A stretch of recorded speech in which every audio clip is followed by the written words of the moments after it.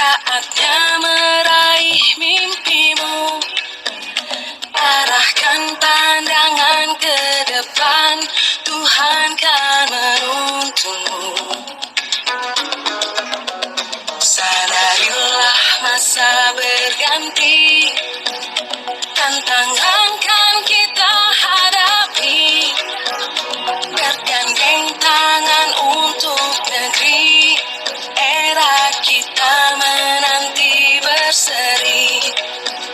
Kita belajar Pancasila.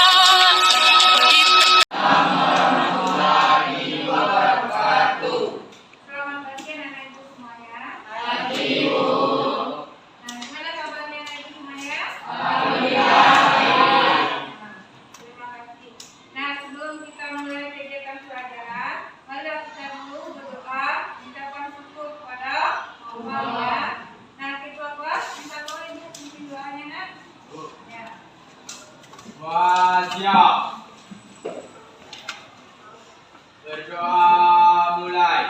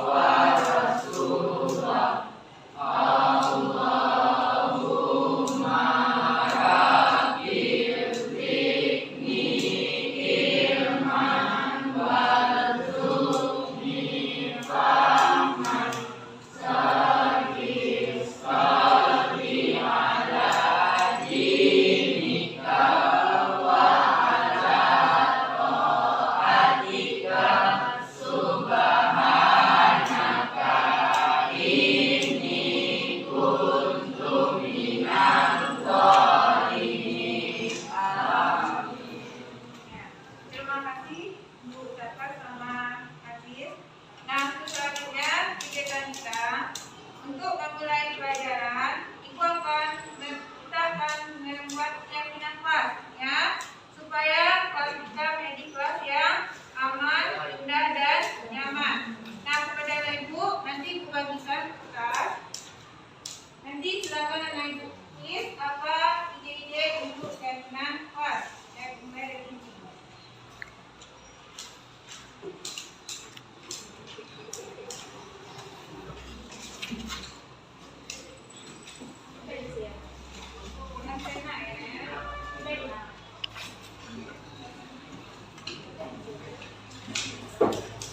Kelas impian ya nak ya, kita buat dulu kelas impian. Kelas apa yang kita inginkan?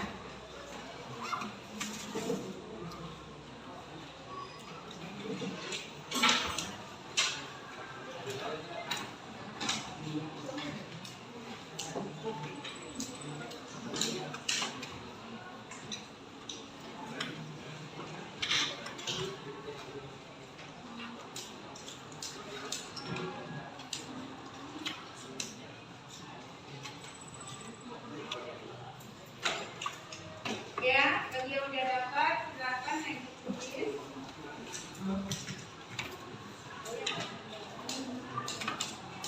Kelas impian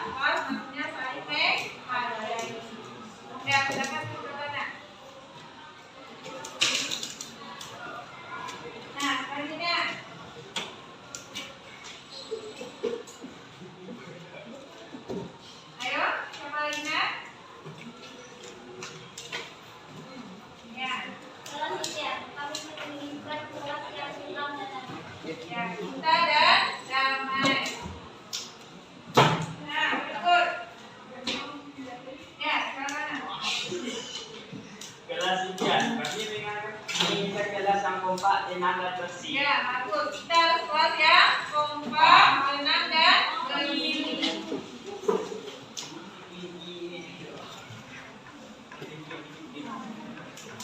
Nah, selanjutnya, silakan Nat. Ya, kita dan damai. Ya, silakan Nat. Ayo, kita lagi.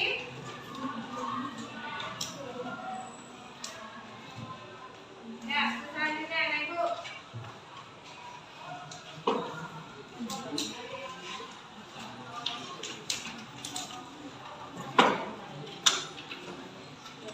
Ya, silakan.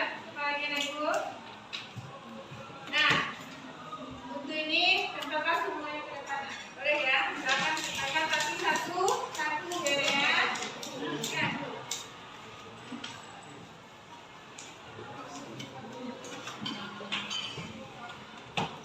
Ya, silakan lanjutkan.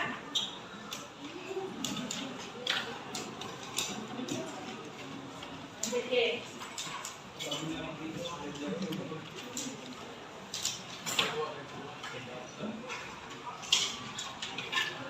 Ya, betul.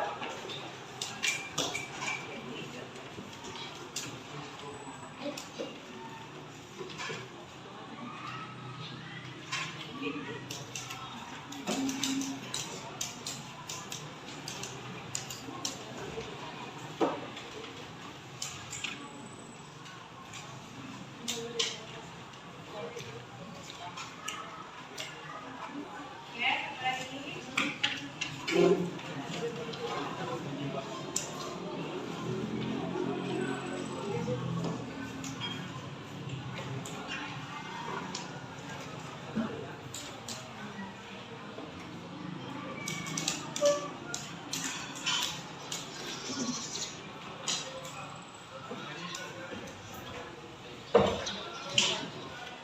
Nah, ayo Mama. Nah,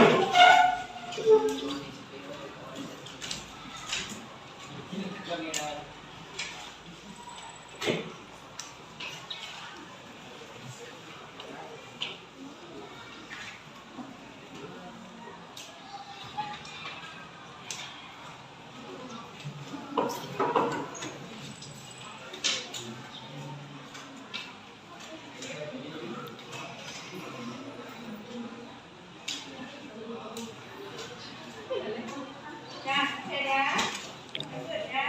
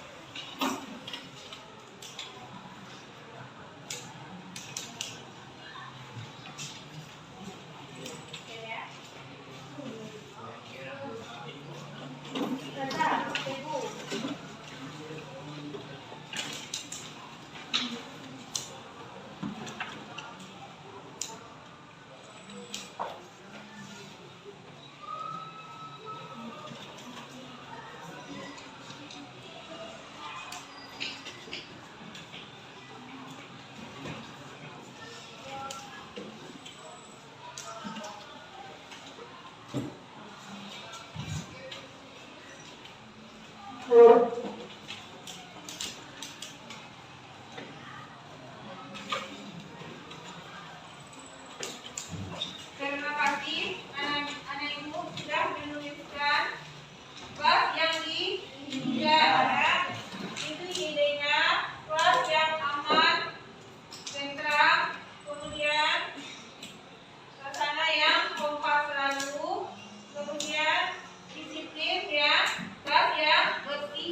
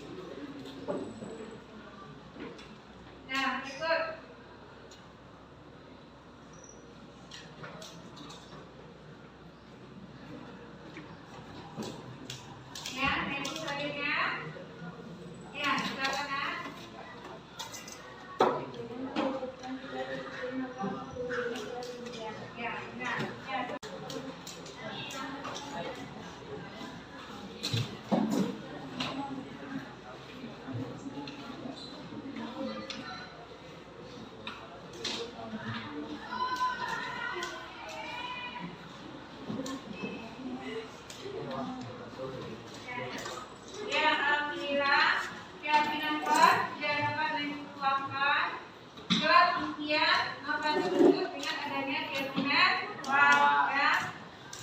Yaitu keyakinan yaitu dengan menunjukkan yang pertama adalah kita harus menjaga disiplin. Disiplin, hadir tepat waktu, kompak selalu, menjaga kebersihan kelas atau lingkungan kelas, kemudian saling menghormati, melaksanakan apa yang kita inginkan dengan hati yang ikhlas. Semoga dengan adanya kelas impian yang kelas yang indah, aman dan damai, kemudian kompak selalu dengan lingkungan yang bersih atau kelas yang bersih. Nah, kita tadi akan terwujud dengan adanya keyakinan kita sebagai pelajar atau murid. Salah satunya kita harus jaga disiplin. Tadi hadir tepat waktu, melaksanakan tiket sesuai jadwal yang sudah kita sepakati dan saling menghargai. Nah, semoga Ibu semuanya akan menuju ke kompak baru. Hakim bisa lanjut apa senang? Alhamdulillah. Dan mengucapkan terima kasih kepada Ananda semua.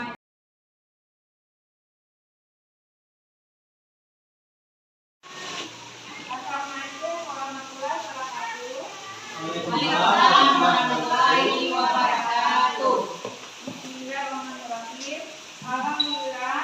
Terima kasih pertama sekali saya ucapkan kepada Bapak dan Ibu yang telah memenuhi undangan saya.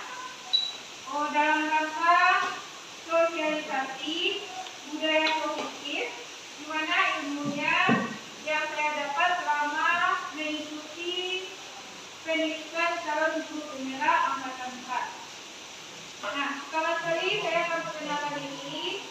Nama saya Nurhaliza, calon guru pemula angkatan 4 Kabupaten Kendal. Bapak Ibu, saya akan menyampaikan hasil sosialisasi di mana yang berjudul budaya positif yang saya peroleh selama pendidikan calon guru pemula angkatan 4. Nah, di sini saya akan mengutip filosofi Ki Hajar Dewantara yang sangat berkesan, di mana setiap orang menjadi guru, setiap rumah menjadi sekolah. Pendidikan tak berhenti dibangun di sekolah saja, tapi juga di rumah, di jalan, juga di mana-mana. Nah, begitu juga tujuan dari Ki Hajar Dewantara pendidikan adalah menuntut segala program yang ada pada anak agar mereka mencapai keselamatan dan kebahagiaan setinggi-tingginya, baik sebagai manusia maupun sebagai anggota masyarakat. Nah, dalam tujuan pendidikan Ki Hajar Dewantara, dalam program tersebut maknanya di mana anak diberi kebebasan seluas-luasnya untuk mengembangkan potensi, bakat dan minatnya sebagai individu yang unik. Akan tetapi, guru sebagai pamong harus memberikan tuntunan dan arahan agar anak tidak kehilangan arah dan membahayakan dirinya. Maksud di sini, kita sebagai seorang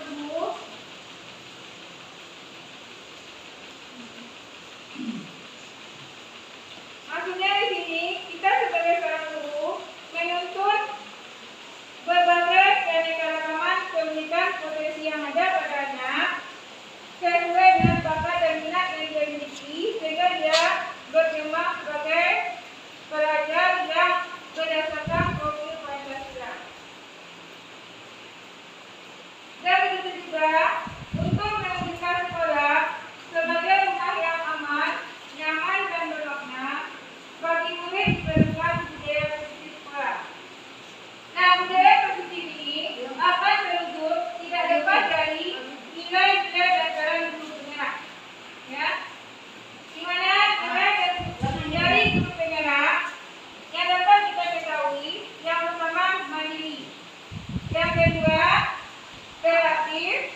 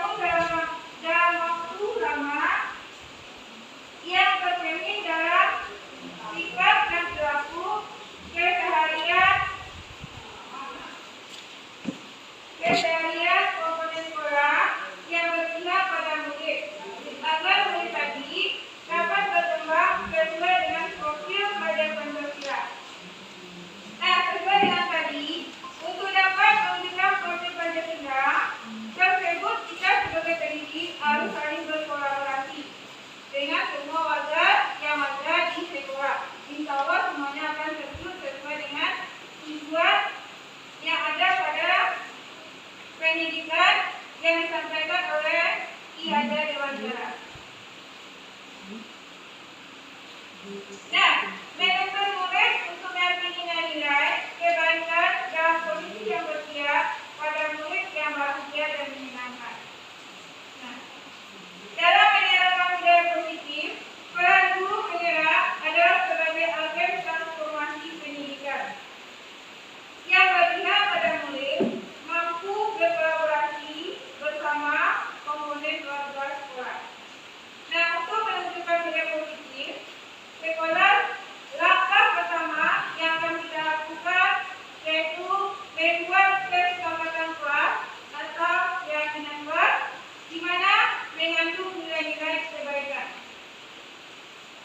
Nah, dengan diawali membuat kesepakatan kelas, sehingga kita mampu memotivasi dirinya sendiri untuk bersikap dan berlaku positif. Nah, kemudian pada budaya positif ada yang harus kita ketahui, di mana kebutuhan dasar manusia ada 5 macam. Nah, kebutuhan dasar manusia itu merupakan seluruh jenis manusia memiliki tujuan tertentu. Semua yang kita lakukan adalah usaha terbaik kita untuk mendapatkan apa yang kita inginkan.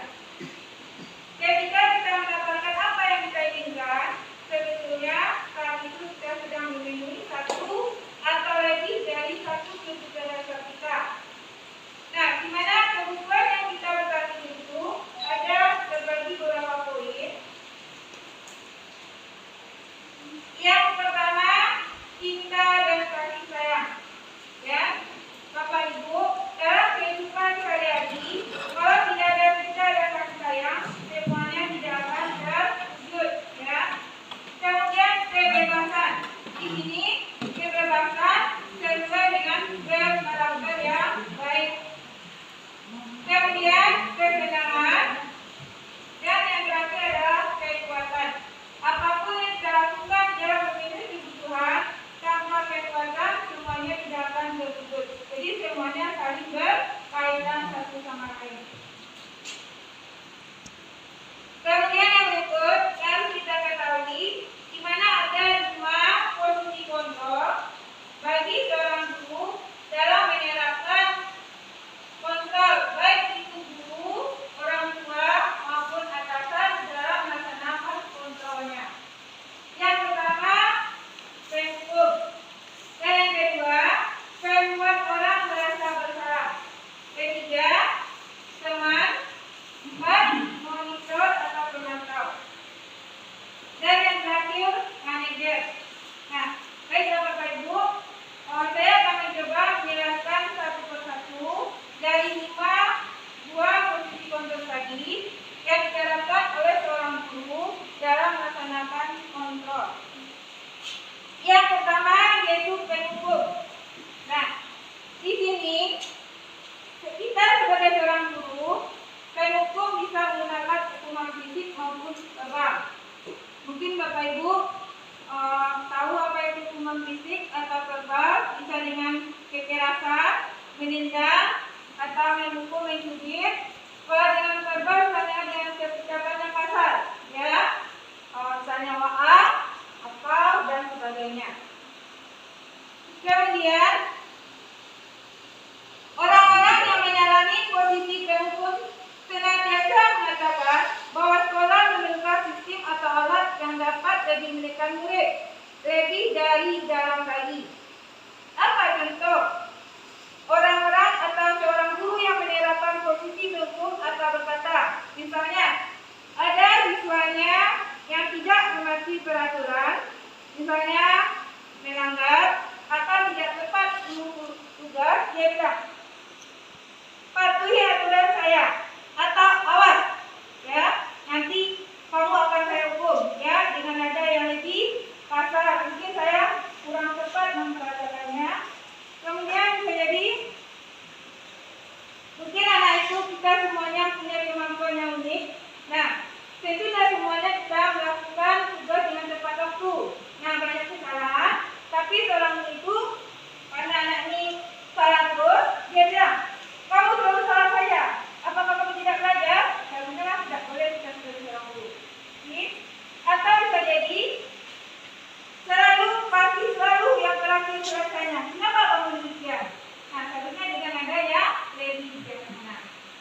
misalnya contoh ya Bapak Ibu.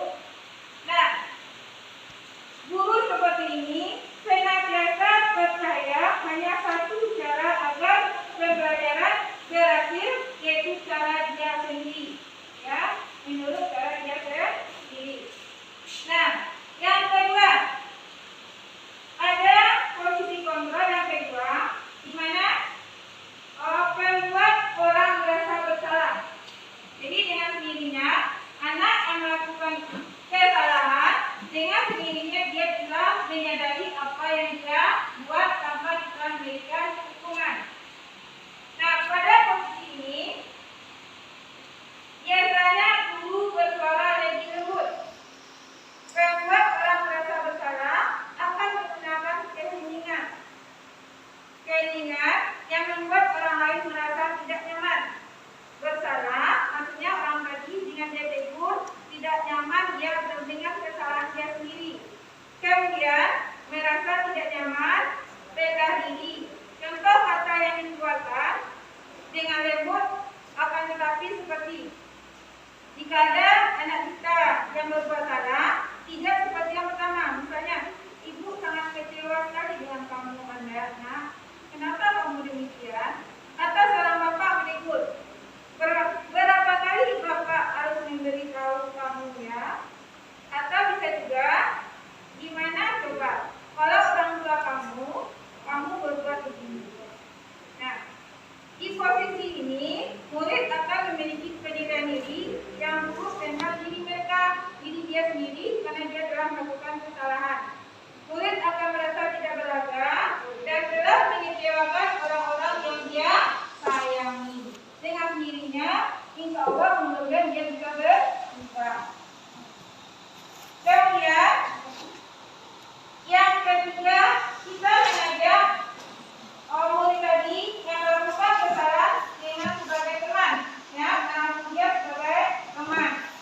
Nah, di mana guru pada murid ini tidak akan menyakiti murid, namun akan tetap berupaya mengontrol murid melalui persuasi, ya, kata-kata persuasi. Posisi teman pada guru bisa negatif ataupun positif. Nah, positif di sini berupa hubungan baik yang terjalin antara guru dengan murid. Kemudian, guru di posisi teman menggunakan hubungan baik dan humor untuk mempengaruhi seseorang, yaitu anak murid tadi. Mereka akan berkata, ayo bantulah diri bapak ya. Atau bisa juga dengan kata-kata, ayo ingat tidak bantuan bapak selama ini. Atau bisa juga, ya sudah kali ini tidak apa-apa, nanti ibu bantu bereskan ya kalau dia melakukan kesalahan, misalnya tidak tepat melakukan tugas. Jadi kita sebut dengan sebagai teman.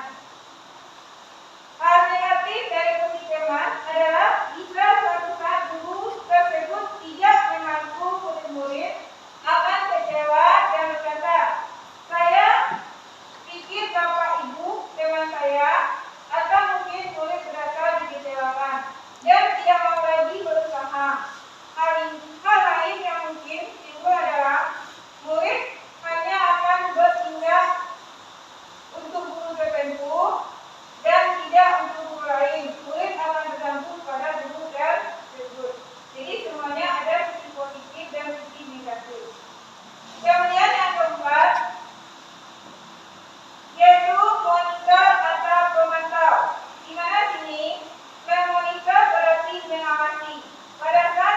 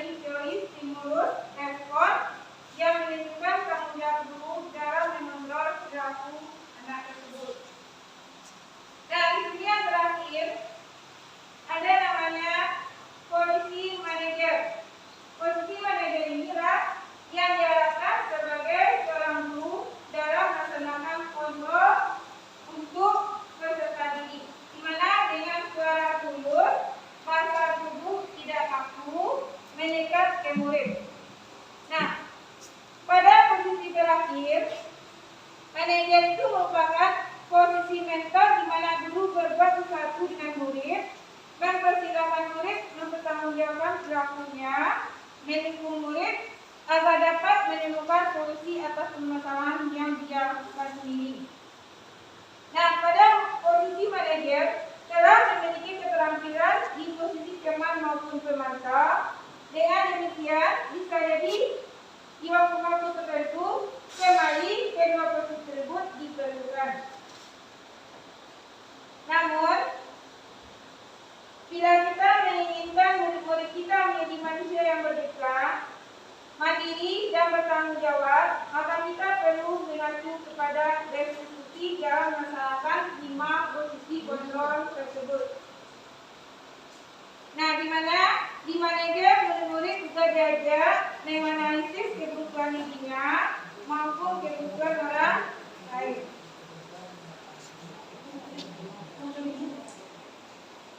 Kemudian, contoh manajer akan berkata, misalnya apa yang kita yakini kembali ke keyakinan luas yang sudah kita sepakati jika anak melanggar peraturan.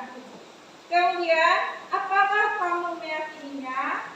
Nah, di mana di sini tugas sebagai guru adalah memperbaiki, bukan untuk mengatur perilaku seseorang. Kita membimbing murid untuk dapat mengatur dirinya. Seorang manajer adalah memisahkan murid dari kelompoknya, tetapi mengembalikan murid tersebut ke kelompok yang lebih kuat. Nah, Bapak dan Ibu, di sini dapat kita simpulkan bahwa pada penerapan disiplin sehari-hari kita akan kembali ke posisi teman atau pemantau, bisa juga ke posisi manajer, karena murid yang ditangani ada yang siap diajak berdiskusi atau juga melakukan restitusi. Nah, namun yang perlu disadari, tujuan dari 5 posisi kontrol guru adalah mencapai posisi manajer. Nah, posisi manajer ini adalah di mana di posisi inilah murid dapat menjadi pribadi yang mandiri, merdeka, dan bertanggung jawab atas segala perilaku dan sikapnya. Pada akhirnya dapat menciptakan lingkungan yang positif, nyaman, dan aman. Nah, sebelumnya, yaitu yang dimaksud dengan restitusi, yaitu proses menciptakan gaji untuk memperbaikan kesalahan pada anak, sehingga mereka kembali ke kelompok mereka yang berpraktek yang lebih kuat. Nah, dalam segitiga restitusi ada 3 tahap yang harus kita perhatikan dalam menerapkannya. Yang pertama adalah menstabilkan identitas. Jika anak-anak melakukan suatu kesalahan, yang pertama dulu harus kita lakukan adalah menstabilkan identitasnya. Yang kedua, validasi tindakan yang salah. Nah, kemudian kita lanjut menanyakan keyakinan apa yang sudah dia yakini. Nah, semuanya ini akan menuntut apa semuanya saling bekerja sama. Nah, itulah yang dapat saya sampaikan atau bagi semuanya selama yang saya dapat mengikuti pendidikan calon guru penggerak. Nah, kalau ya, baik Bapak Ibu, untuk selanjutnya saya akan membuka kepada saran dan pertanyaan. Saya silakan kepada Bapak dan Ibu. Oke, Bu. Ya, silakan kondisi. Terima kasih waktu yang diberikan.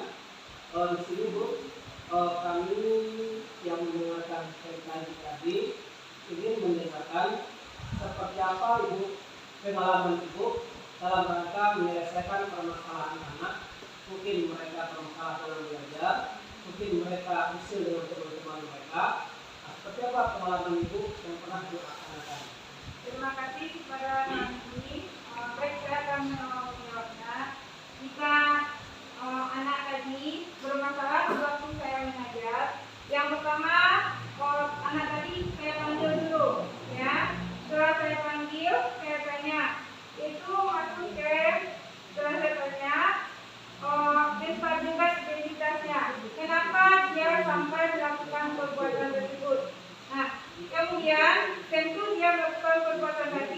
punya alasan. Nah, kemudian saya tanya alasannya kenapa. Kemudian setelah dia ceritakan sama saya, itu sama dengan validasi tindakan salah.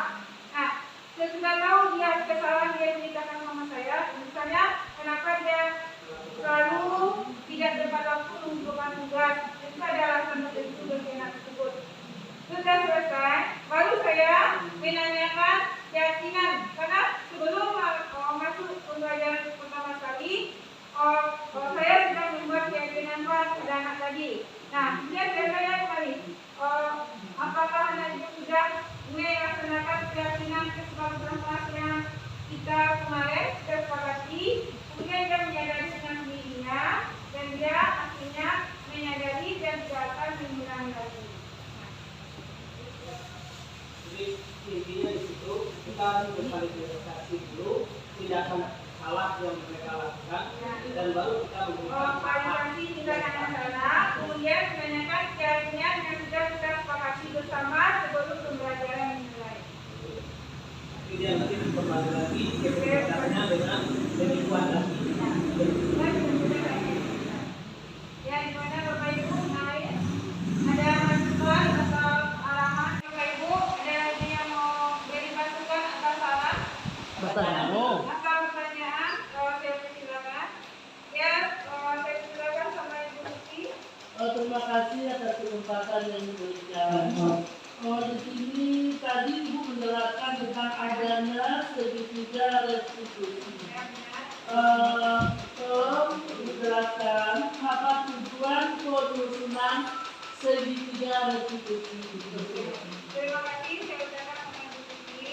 Di sini saya akan menjawab tujuan dari penyusunan segitiga restitusi yaitu untuk menciptakan kondisi bagi peserta didik yang melakukan kesalahan atau untuk memperbaiki kesalahan mereka sehingga mereka bisa kembali ke kelompok mereka dengan karakter yang lebih kuat. Nah, dengan melakukan dengan tahap ada juga. Yang pertama, validasi tindakan yang salah, kemudian menanyakan keyakinan, menstabilkan identitas. Nah, semoga anak tadi kembali ke kekuatannya yang lebih kuat dan menyadari apa yang dia lakukan, seperti kembali membentuk karakter yang baik dan kuat di lingkungan di mana dia berada, sehingga kira-kira peserta didik berdasarkan profil Pancasila. Nah, terima kasih Bu. Ya, baiklah, karena tujuan waktunya sudah sampai sini, saya cukup menyampaikan materi dan saya mohon maaf atas segala kekurangannya dan saya akhiri dengan Assalamualaikum warahmatullahi wabarakatuh. Waalaikumsalam.